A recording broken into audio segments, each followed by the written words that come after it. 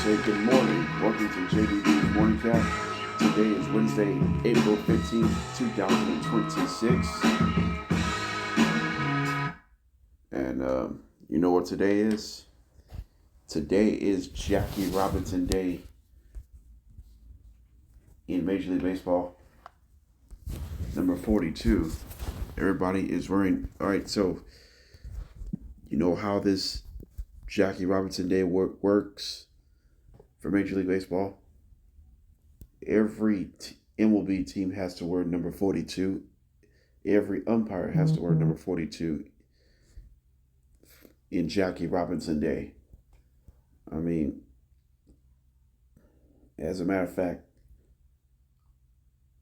30 teams are in action today on April 15th for the Jackie Robinson Day. I mean, we're just taking a huge time here to pay a tribute every year. Every April 15th in Major League Baseball is the Jackie Robinson Day. I mean, this is really a huge moment you really want to talk about. And this is what we gained and we talked. The greatest player in the history of Major League Baseball in this Negro Leagues era.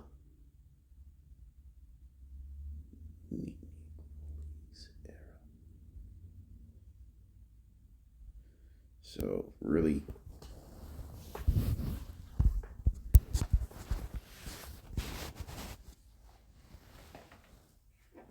some really cool stuff here for Jackie Robinson.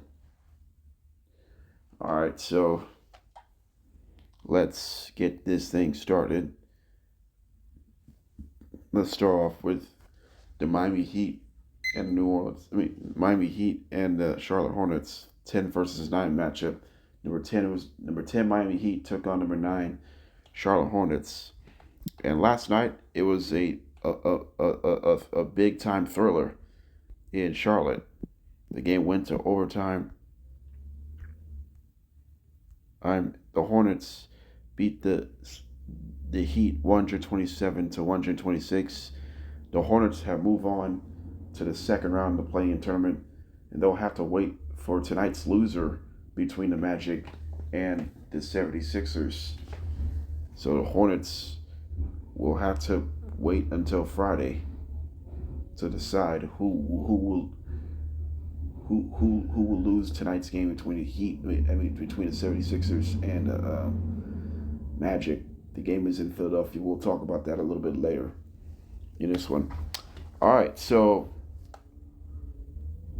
let's talk about this. Who made a huge impact for the Hornets last night? Kobe White made a huge impact last night. Finished 19 points off the bench. He made 5 3-pointers, including a game-tying 3-point shot with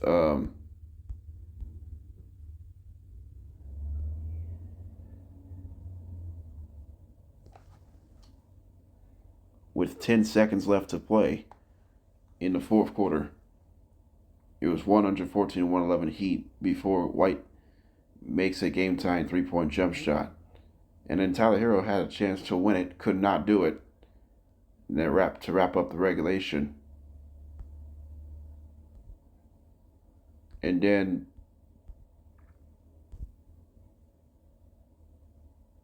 the Hornets were up 125 to 120 with 26 seconds left to play. They had a chance to put them away. Instead, Tyler Hero makes a 3-pointer and make this a 2-point game. Make it 125 to 123. And then ensuing Hornets possession, not only LaMelo Ball commits a bad pass turnover, with Phil Larson got the steal. LaMelo Ball commit a terrible foul when Hero attempted a 3 but Hero draws a foul charged by LaMelo Ball, and then Hero shot three shots foul for Hero, and Tyler Hero made all three free throws to put Heat back ahead to 126 to 125.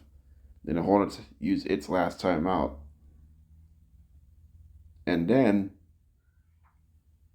LaMelo Ball redeemed himself. He made a game-winning 2-point layup with 4.7 to go, and then Mitchell had a chance for the win for a game-winning layup, but a game-winning 2-pointer from Mitchell was lifted by a block by Miles Bridges. Miles Bridges with a game-winning block to save their season for the Hornets, and the Heat shockingly eliminates from the playoff contention. With let's talk about the injury of Bam Adebayo.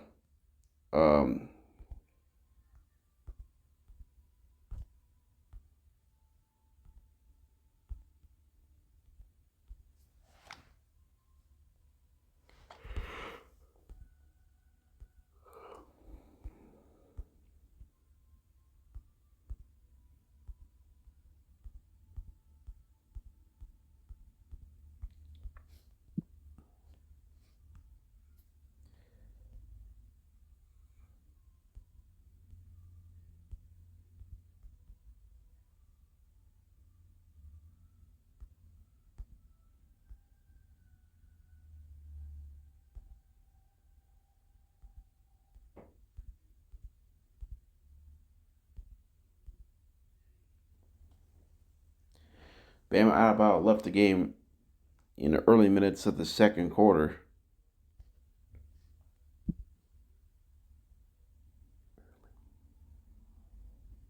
It was early. It was beginning the second quarter when Bam got hurt.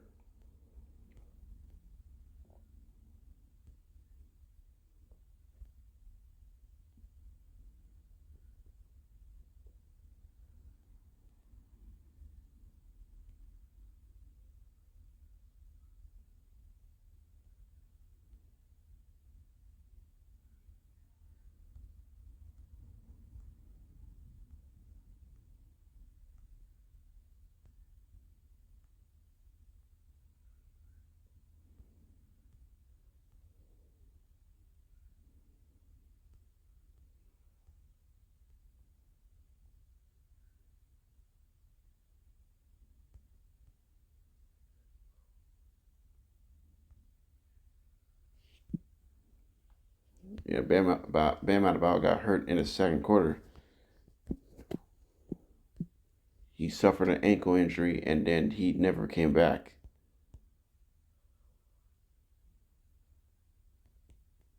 He took a hard fall in the second quarter. On that call, it could have been a flagrant penalty one.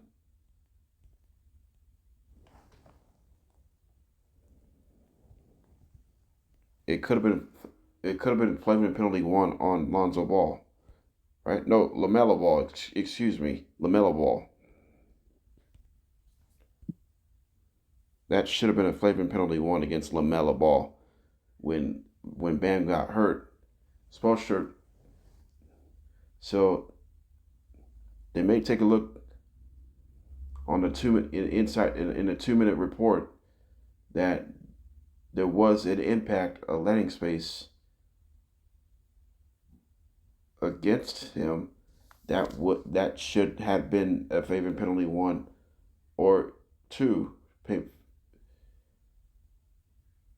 or flagrant penalty two. Spoelstra said Ball should have been ejected. If it was for that, the Heat would have won that game.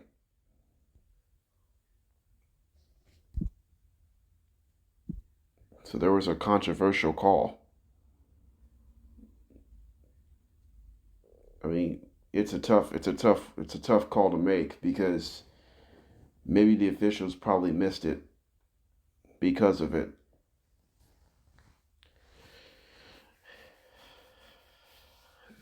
But that's the problem. The problem. Excuse me. Sorry for yawning. Um, the only problem is, you know what really happened last night? There's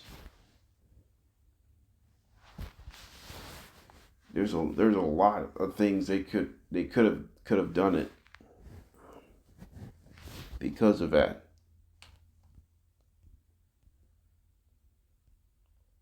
But there was some good contributions yesterday. Davion Mitchell, the brother of Donovan Mitchell, has 28 points. Andrew Wiggins with 27 points and 4 made three-pointers and 7 rebounds.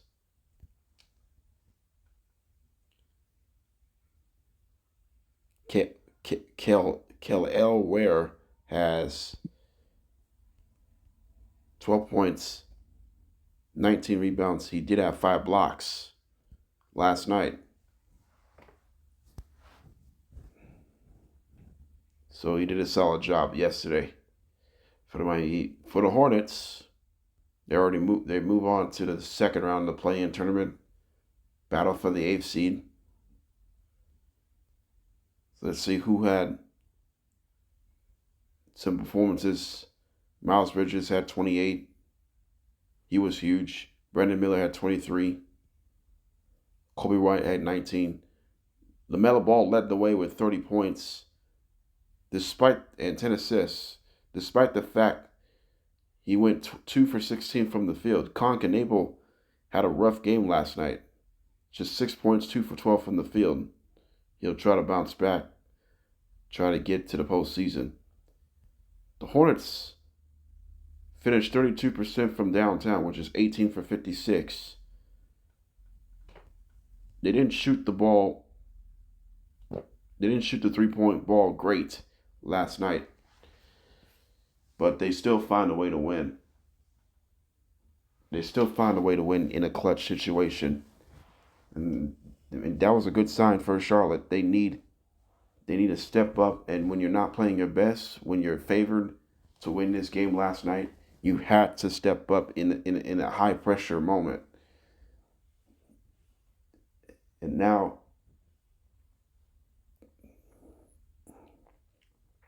the opportunity is golden for the Hornets. But it really is going to help when you win those games like that. This is a good opportunity to face with. So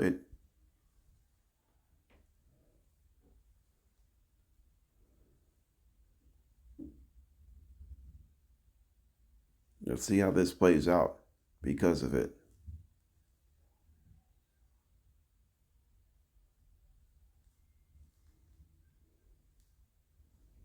So it's not too late to wait it out. So it would have been good if it was for this.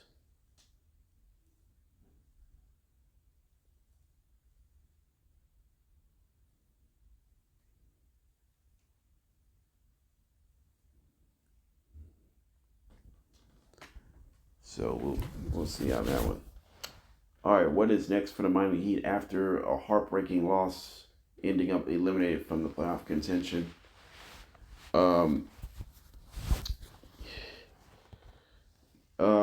I'm not sure what's next. Will Bam Adebayo have surgery this offseason? Will Miami Heat go younger next season? I mean, Heat has been in the play-in tournament for 4 consecutive seasons. By the way, Heat were 5-0 in play-in elimination games before they suffered their first loss in the play-in tournament elimination games. They could have been 6-0 if it wasn't for the missed call.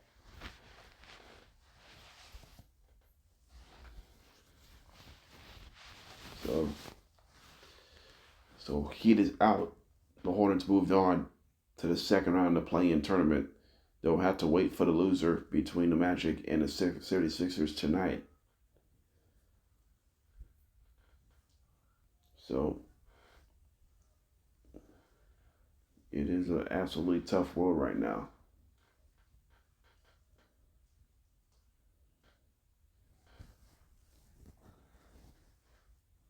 If that's the case. All right, so coming up on JDB's Morning Cap, we'll talk about the Blazers and the Suns recap from last night's game. It was a thriller as well. We'll preview Magic and the 76ers. The winner will face the Celtics on Sunday in the first round Eastern Conference Playoffs 7 versus 2 matchup. And then we'll preview the Clippers and the Warriors in LA. The winner will face the Suns on Friday. The loser goes home. So we're going to keep our fingers crossed. Also, we're going to talk ranking Wrestlemania matches from 20 to 10. And then, I'm still trying to preview their current matches for this weekend. So I'll try to plan that tomorrow. All right, so we'll be back in about at least 3 minutes. We'll be right back.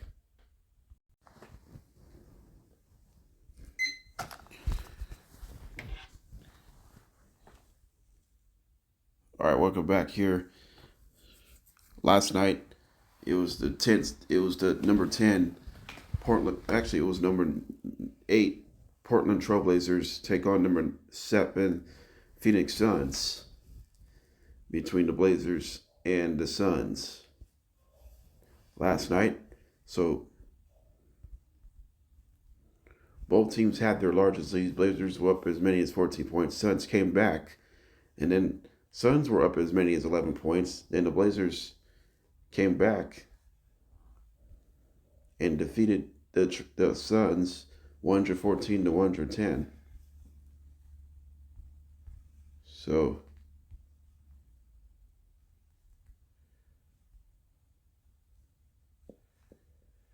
it was 105 to 97 with 3 minutes and 30 seconds left to play.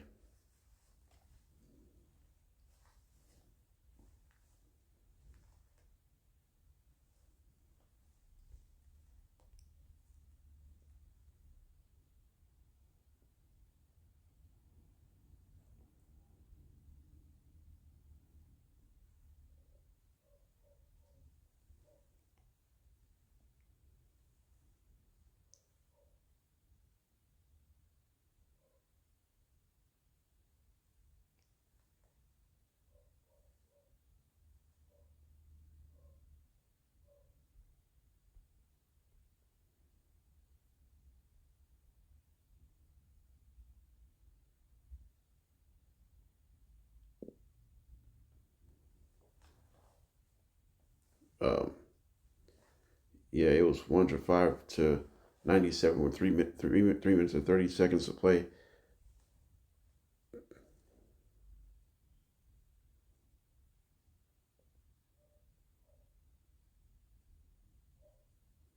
They finished a 17 to 5 run by the Blazers in the final 3 minutes and 30 seconds, including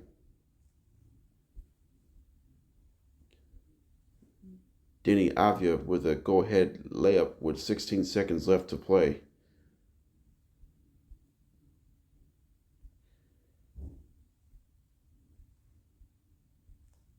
And then Suns were down by 2 with 16 seconds left to play. Jalen Green tried to hit a game-winning three-point shot, and it was no good. It was an offensive rebound, and then Jordan Goodwin turned it over. Grant got the steal, and then Jeremy Grant with a huge dunk to put him away with 0.6 to go, and the Blazers clinched the number 7 seed in the West. The Trailblazers earned the right to face the San Antonio Spurs for the entire best of 7 first round series. These two will see each other on Sunday. So congratulations to Portland Trail Blazers. For the Blazers, look at their box score by a player last night. Danny Avdia did have 41 points, 15 made field goals, 3 free from downtown. Despite he missed 5 free throws, 8 for 13 from the line, he did have 12 assists and 7 rebounds, and he did have 5 turnovers.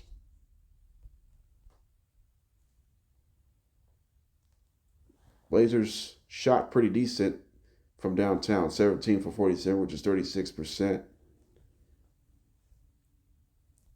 But the guy who made a bigger impact last night was Jrue Holiday. He made a huge impact on both ends of the floor. He made 4 3-pointers last night for Jrue Holiday.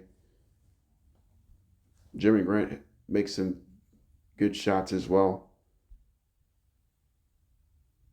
He had 16 points. So we've seen some contributions for the Portland Trail Blazers. And so the magical season continues. So here's the early season backlash. Early season backlash. They started the season with Chauncey Billups was charged for a gambling betting violation. It was a scandal.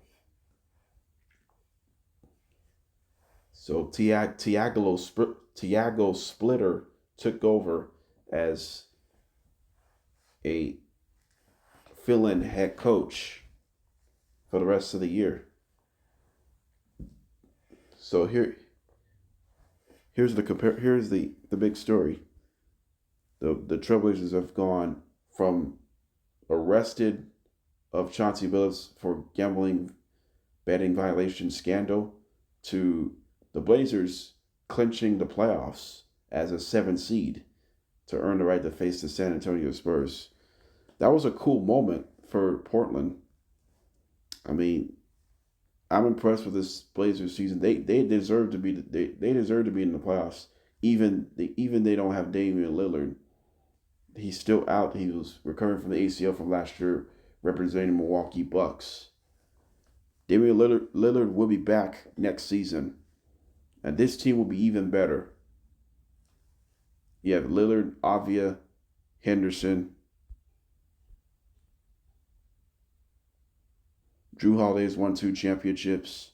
He's looking for 3 now. Portland's a tough place to play. I mean, San Antonio's got an easier path opponent because of that.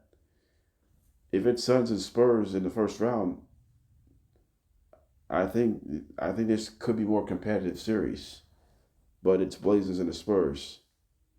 So let's see if Portland actually plays well against San Antonio this time. They don't have to win the series. They gotta win at least 1 game. If you win 2 games in a series against San Antonio, that's a good accomplishment. If you win 2 out of 6 in the first round playoffs for the Blazers, that's a good accomplishment.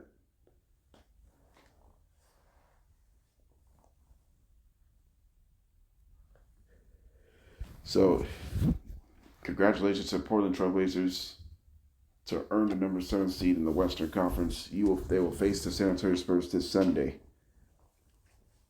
in San Antonio in Game 1 of this Western Conference first round. Meanwhile, for the Phoenix Suns, shameful loss. A shameful loss. They had an 11-point lead. They slept, and then they were up by 8 with 3 minutes and 30 seconds to go. But the Suns just missed opportunities. They missed critical opportunities. Before I said that, Jalen Green did lead the way with 35 points, 5 rebounds. He did have 5 turnovers, though.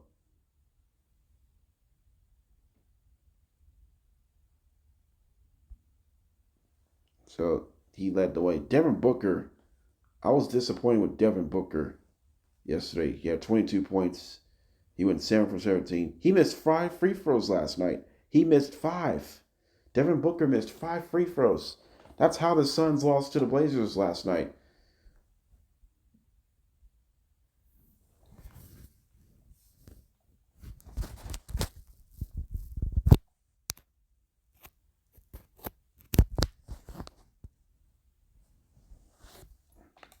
The Blazers, the Suns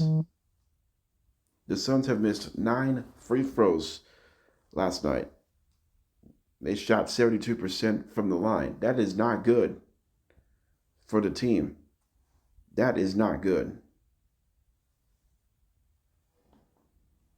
This is a disappointing outcome for Phoenix. And now the Suns will have to host another play-in game on Friday. Regardless of they'll have to wait for the winner between the Clippers and the Warriors tonight in Los Angeles.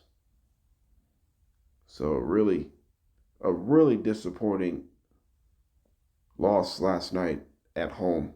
They had a chance to face the Spurs. Now they have to face the Thunder if they win Friday. If they beat either the Warriors or the Clippers.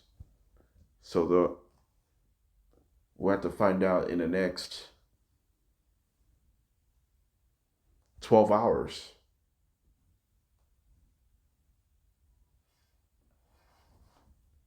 We're going to find out in the next 12 hours or so who will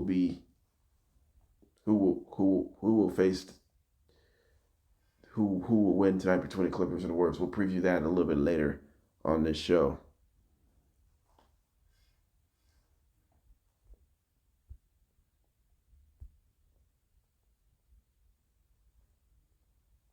And the Suns commit 13 turnovers, so they need to do a better job taking care of the basketball. That's going to be the key right now.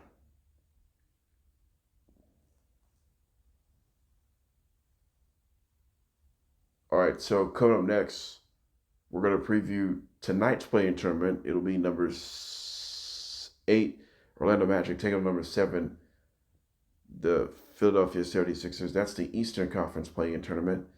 The Western Conference play-in tournament, it'll be number 10, the Golden State Warriors, take on number 9, the Los Angeles Clippers. The winner will face the Suns, battle for the 8th seed on Friday. The loser is eliminated. For the Magic and 76ers, the winner will face the 2-seeded Celtics on Sunday. The loser will face the Hornets on Friday to battle on the 8th seed. The winner will face the Pistons on Sunday. So, as we tried our best, we'll be right back in about a few minutes.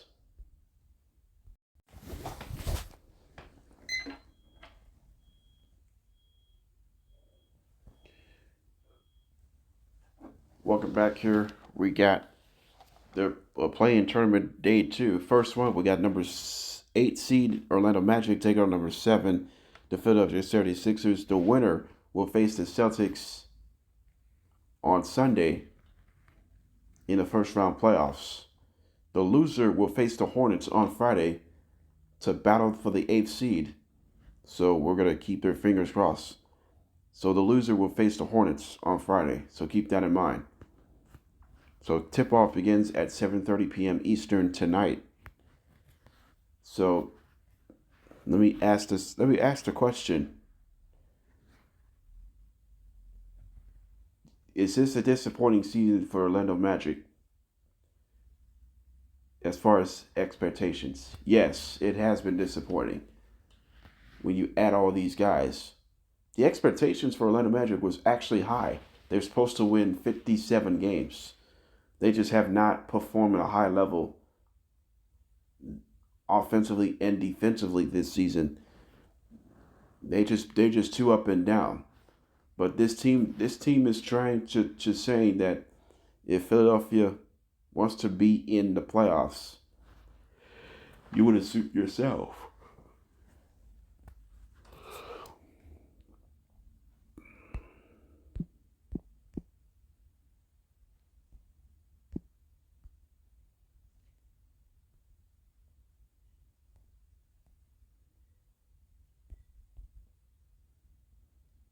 But that's the problem. When you go through the same issues again, you just don't really want to know.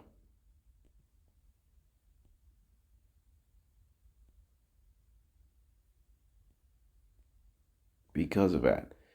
Sixers Sixers are 2-1 this season against the Magic.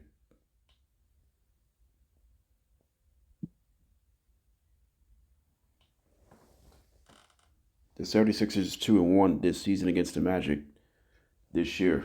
So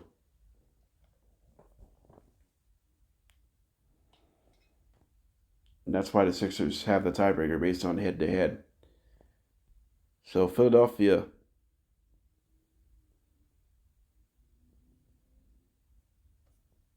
with a much better season, but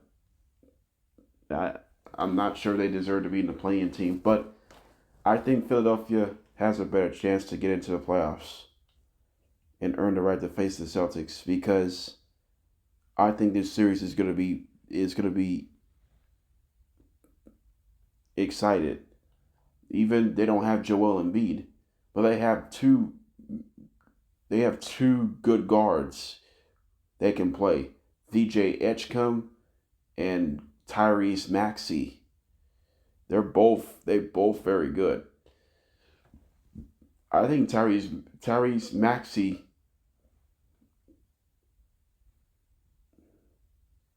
has been one of the biggest stories in the NBA. The scoring continues to increase year after year, and in the way it turns out, it is a cool different story right now when your team is playing a huge amount of confidence. But Philadelphia is the team that they can really come out. They're going to come out swinging. That's the first step. The first step is they're going to come out swinging, and they're just going to play a huge amount of confidence. That's what it works right now. Because of that, it does really help to keep him grow. So, who am I picking tonight between the Sixers and the Magic?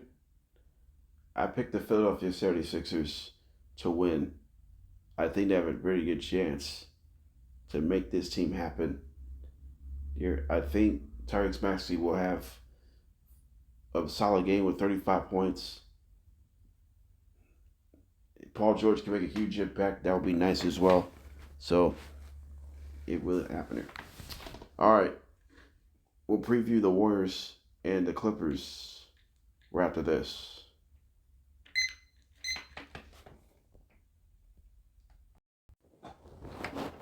Welcome back here. Tonight, it'll be the Golden State Warriors take on the Los Angeles Clippers, 10 versus 9 matchup. The winner will face the Suns on Friday. The loser will be heading to the offseason. So with their seasons on the line between these two teams, let's start with the Los Angeles Clippers. The Clippers finishing the season 42-40 in the regular season. It's been an up and down season, although despite they started the season 6-21. Since then, they finished winning 36 of the final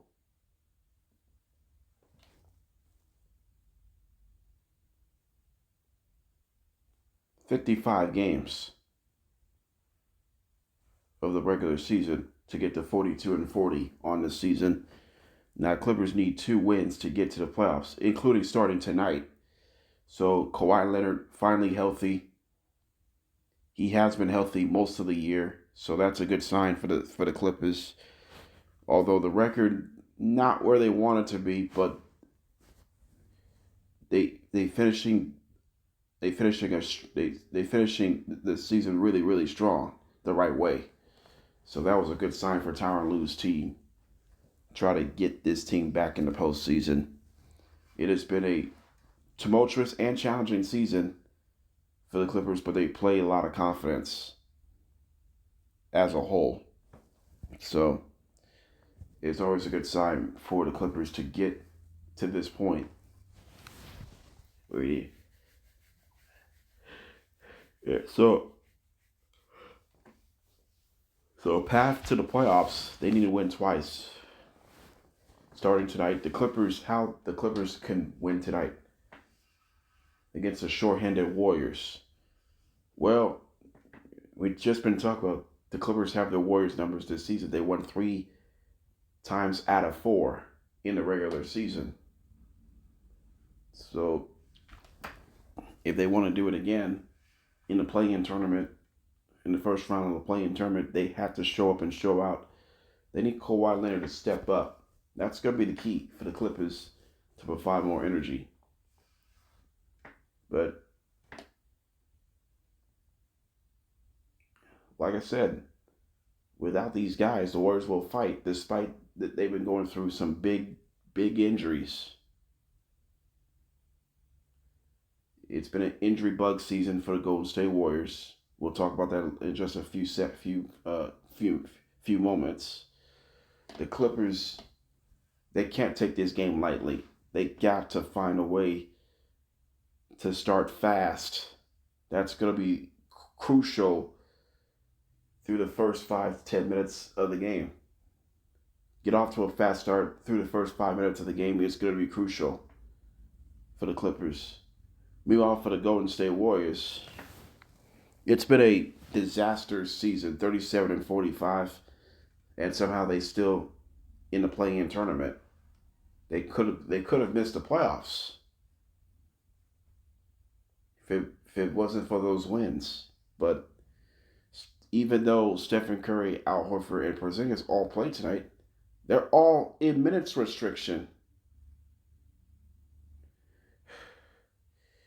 Well, that's understandable because the Warriors right now, if they lose this game tonight, and these three members are in minutes restriction, then I don't know if the Warriors can keep it close. I'm not sure.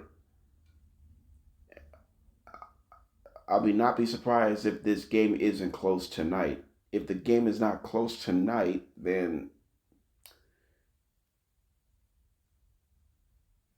do you think this will be do you think Stephen Curry, and Draymond Green will be their last game together?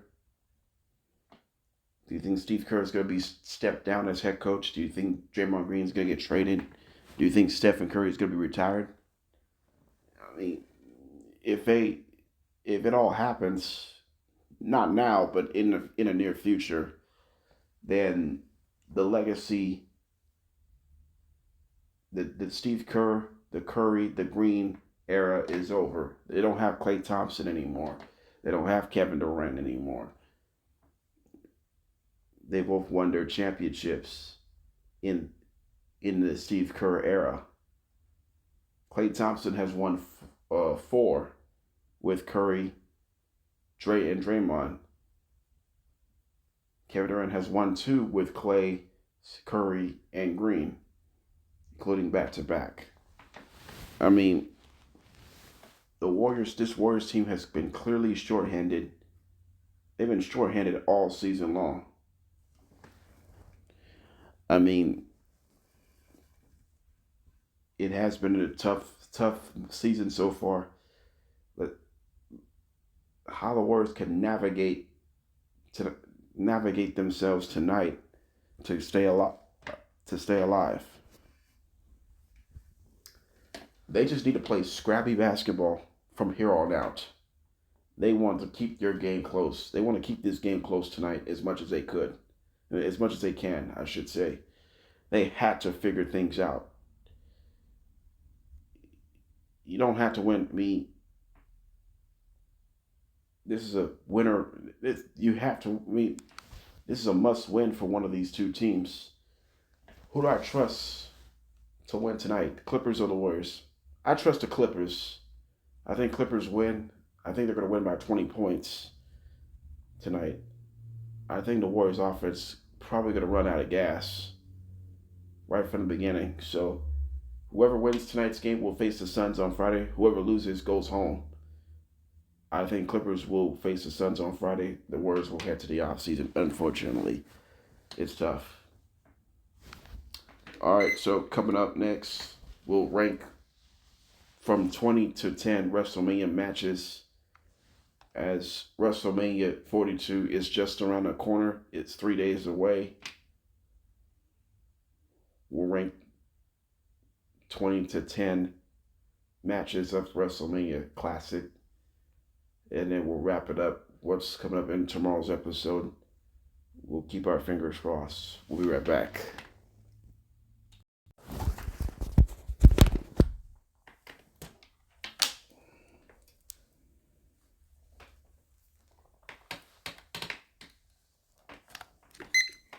All right, so we're going to rank 20 to 11 best matches of WrestleMania of all time. We'll go from 20 to 11. So we'll see who comes by here in this one.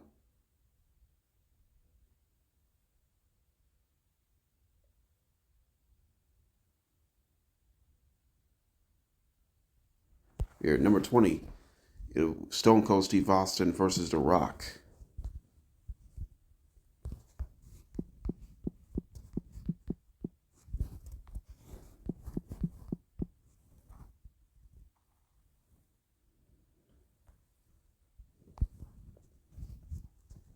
Oh, the end of the era, the third and final WrestleMania encounter era. So it was the final feud between. So Steve Austin, that was his final ever match in the WWE before he announced the retirement due to an injury with his with a neck.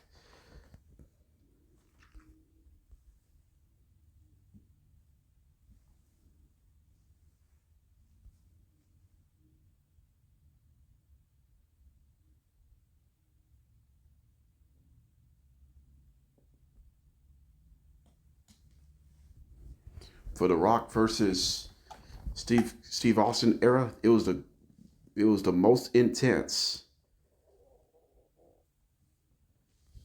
rivalries of all time. We talk about who had the better catchphrase, who has a better in-ring entrance, who has a better finisher, who has a better.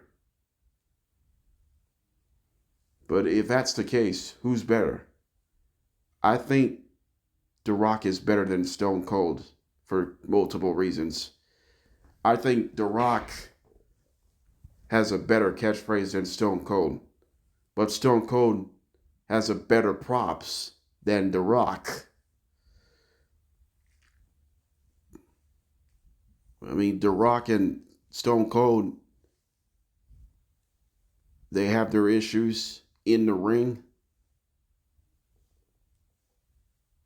Just like The Undertaker, Triple H, Shawn Michaels, Ric Flair.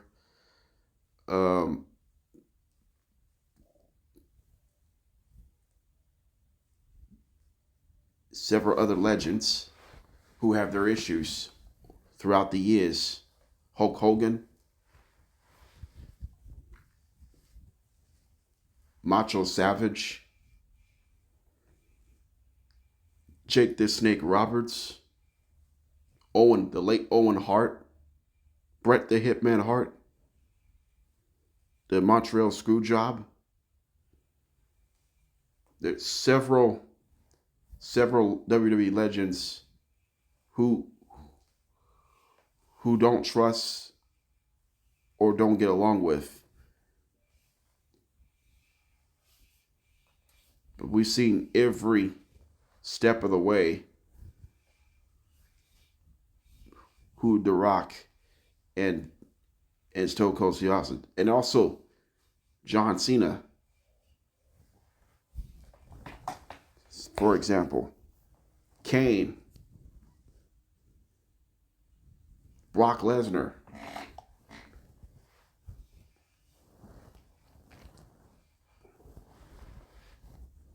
So there's several guys who have their rivals with. The Rock were victorious over Stone Cold at WrestleMania 19, and Steve Austin had to retire because his neck was bothering. So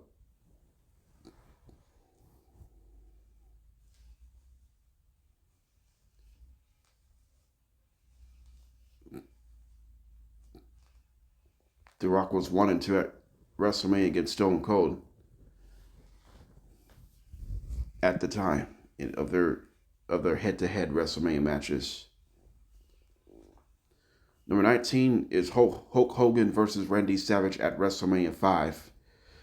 I mean, it's one of the two. This has got to be one of the two iconic greatest legendary matches of all time. I mean, Randy and Hulk, they felt like these two men had really realized that they're just a high leverage world champion wrestlers. But we talk about Hulk Hogan.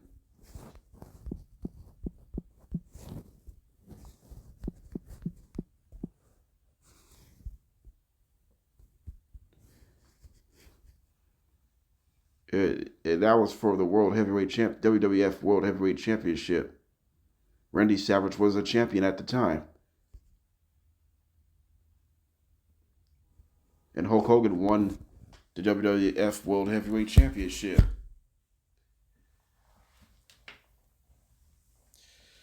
Hulk Hogan is the best WrestleMania legend of all time. Hulk Hogan and The Undertaker are Mr. WrestleManias.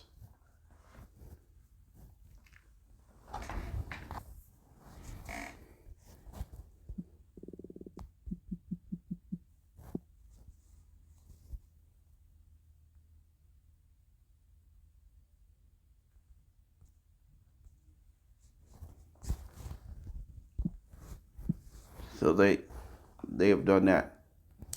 All right, number 18, Kane versus The Undertaker at WrestleMania 20.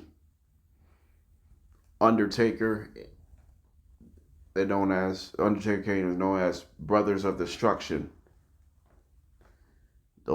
So Undertaker returned to try to get revenge on Kane. Remember, Kane buried The Undertaker.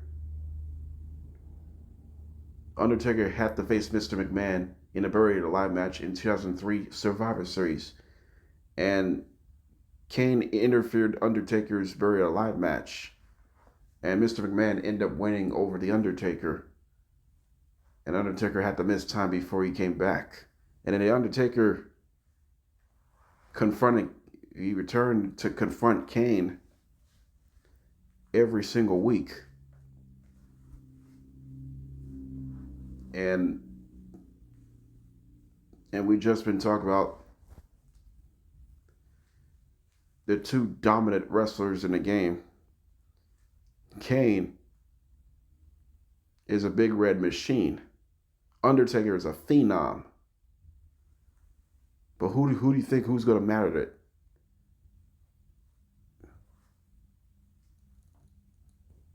But even the best case scenario, we've been talking about The Undertaker and Kane. These two have faced each other in 2010. Kane had faced The Undertaker at Night of Champions, Hell in a Cell, and Bragging Rights. And Kane won all three matches against The Undertaker to retain Kane's World Heavyweight Championship.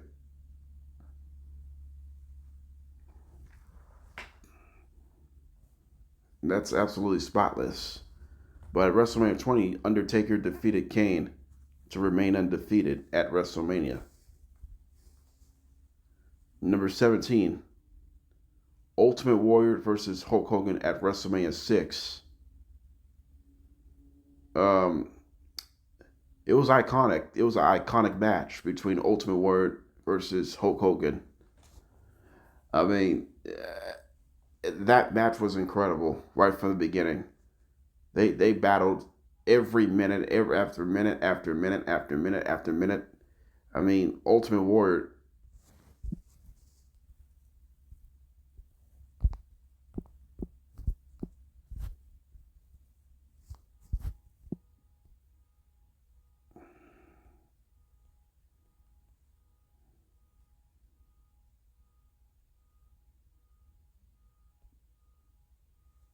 These two have battled themselves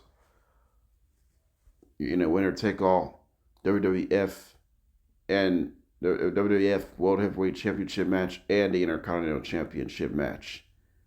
And eventually, Ultimate Warrior became double champion. He won the WWF champion and the Intercontinental champion. Hulk was the Intercontinental champion. Was Hulk? I think Hulk was a world champion at the time. And Warrior was the Intercontinental champion. I'm not sure.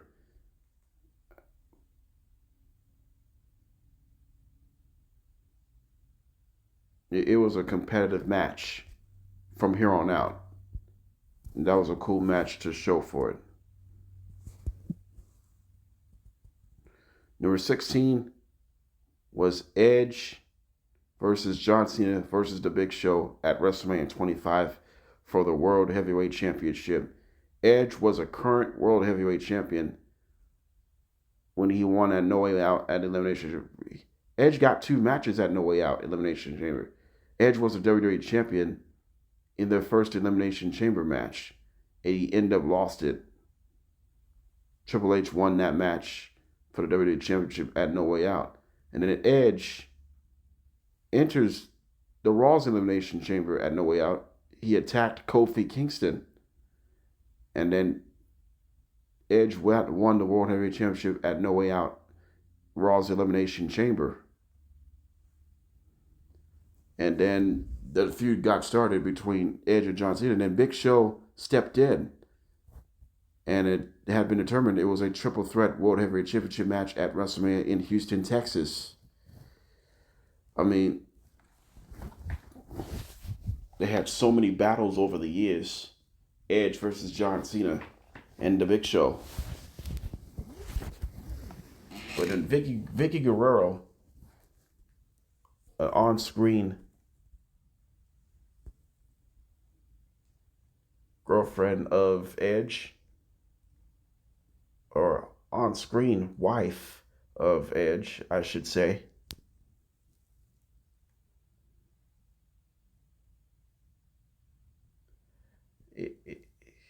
It is a tough situation between Vicky and Edge. It feels like they don't see these two have got along since the dust up. So yeah, it took place in a triple threat World Heavyweight Championship match at WrestleMania 25. John Cena beat Edge and The Big Show, and John Cena becomes a World Heavyweight Champion once again before he lost the title at Backlash to Edge later on that year. It was 2009 WrestleMania 25. Number 15, The Rock versus John Cena at WrestleMania 29 for the WWE Championship. This is a rematch from the previous WrestleMania, but this time it's a WWE Championship match. The Rock was a WWE Champion at the time. When he beat The Rock faced John Cena at WrestleMania 29. The Rock was a WWE Champion at the time. Remember, John Cena won the Royal Rumble before the Royal Rumble main event happened between The Rock versus CM Punk for the WWE Championship. And CM Punk was a WWE Champion at the time. He held over close to 400, I think he held over 400 something days. dating back to 2011 for CM Punk. It's been over a year. CM Punk defend his WWE Championship against The Rock. It was a it was a it was a gigantic hard fought match between Punk and The Rock. And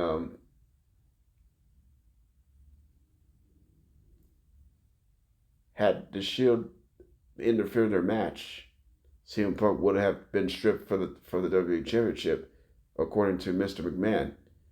But The Rock was granting Mr. McMahon, please don't strip CM Punk for the WWE Championship. I want to restart the match. And Mr. McMahon agreed with The Rock, restart the match. And then The Rock gets a people's elbow on CM Punk, and The Rock wins the WWE Championship. And then he retained his title at the Elimination Chamber with a rematch between The Rock versus CM Punk. And then John Cena did win the Royal Rumble.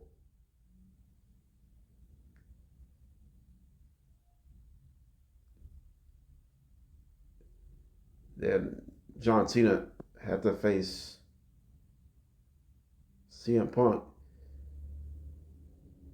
The winner would earn the right to face The Rock, and John Cena got the best of CM Punk. It was a great battle as well. John Cena beat The Rock this time at WrestleMania 29. John Cena becomes the WWE Championship. That was a huge moment for him to get that one here. So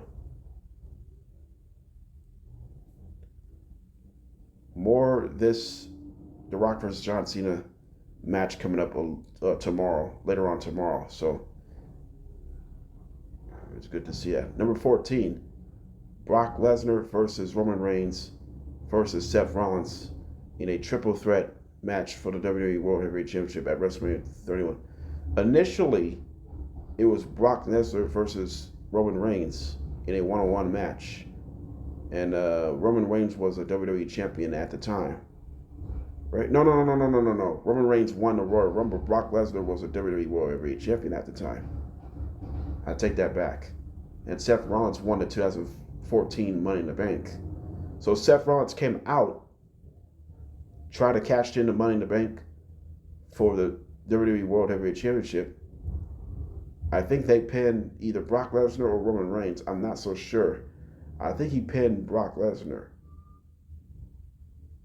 I think he pinned Roman Reigns to win his WWE World Heavyweight Championship for the first time of his career, and many more. I mean, that match was cinema. Right from the late night match was cinema.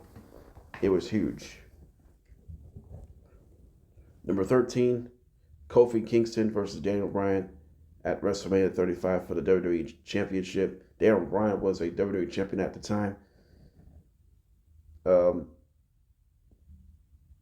In a WWE modern era, it had never happened in the history of the WWE. We have not have a African American WWE championship in the modern era.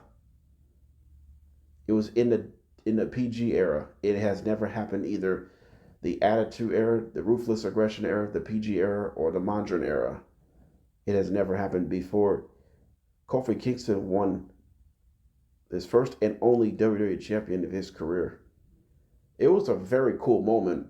It was a great moment for Kofi Kingston. I mean, so many times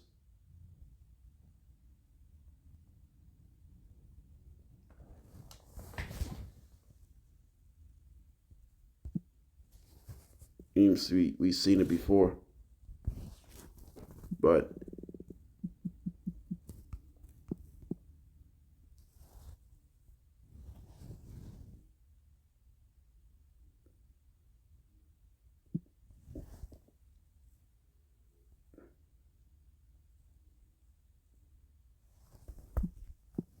me too. It was a good that one. Number 12 was Ultimate Warrior versus Randy Savage at WrestleMania 7. It was a 20-minute, 47-second match. It was an incredible moment. It's a win or retirement match between Ultimate Warrior and Randy Savage. Ultimate Warrior actually beat Randy Macho Savage to force Savage in-ring retirement. I mean, it was incredible moment between these two men, stepping every foot in this ring. I mean, it was a great moment for these guys. Deserve to be champions at their own primes. And then number 11, we have Gunther versus Drew McIntyre and versus Sheamus in a triple threat match. WrestleMania 39.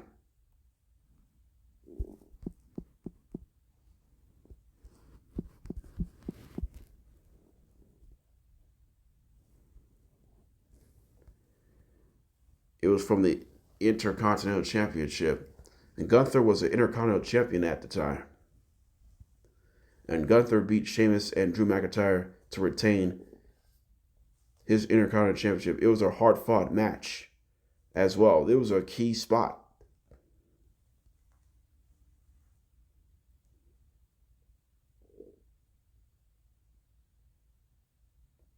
But Gunther is a submission specialist.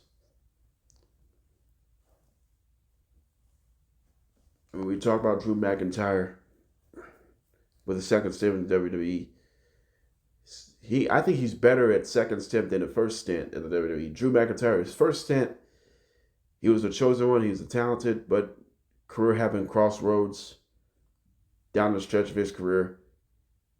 And then he had to get released from WWE. And then he came back to WWE. He started to surge his own career. For Sheamus, he's been in WWE for about 14. He's been in WWE since 2008. So he's been in WWE for about 18 years. He's been wrestling for about 23 years for Sheamus. And he's won a WWE champion, world champion, United States, tag team. The list goes on. And Intercontinental as well. So there's a lot. He has all of his accolades for Sheamus. So Gunther beat Sheamus and Drew McIntyre in a triple threat Intercontinental Championship match to retain it. All right, so that's the 20-11 matches, best matches of all time out of those 41. So that's going to be that here. All right, let's wrap things up. Tomorrow, what's coming up in tomorrow's episode? We'll recap between the 76ers and the Magic from tonight's game. We're also going to recap from today's game between Warriors and Clippers tomorrow. And then we'll rank WrestleMania matches from 10 to 1. Who will be the top 10 best WrestleMania matches. And then also we're going to preview the WrestleMania 42 matches, like major matches that I want to see. So, in this one here. Happy Jackie Robinson Day for Major League Baseball, number 42. The number 42 film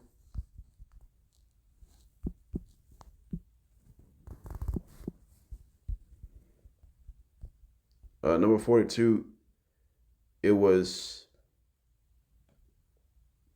13 years ago, over 13 years ago, number 42 film was released. And the starting who portrayed Jackie Robinson was acted by the late Chadwick Boseman. Rest in peace. It was a great movie. It was the best film. It was the best baseball film ever, based on true events.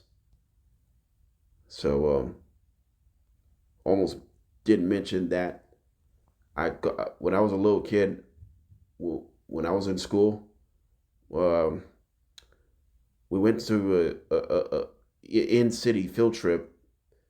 We had to go see number 14. I was eighth grade at the time, so I mean, it was a good movie. It was a life changing movie as well. Um, it, it it was excited. So we've seen a dramatic of excitement. So we've seen many years to show for it at this case right now. Because of that, you rather be playing than being in the streets.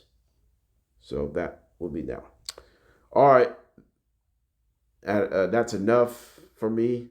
I will continue this talk show tomorrow. This is JDB's Morning Cap. We will catch you tomorrow and enjoy your day.